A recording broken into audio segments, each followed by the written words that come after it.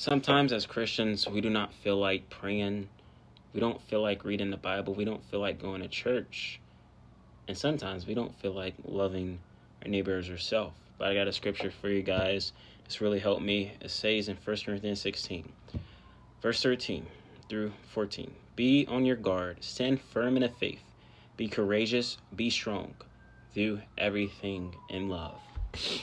And I want to tell you something, guys. We have to stand firm in the faith, and we got to be on our guard. We got to be watchful. You know, Jesus tells us in Matthew 26:41, watch and pray that ye enter not into temptation. The spirit is willing, but the flesh is weak. And that's why we don't feel like praying all the times, because there's a war between our spirit and our flesh. But stand firm in the faith. You know, faith is an action. It's not a feeling. You're not necessarily going to feel like going to church every day. You're not necessarily going to feel like worshiping God and putting your hand up in worship or prayer. You're not always going to feel like it.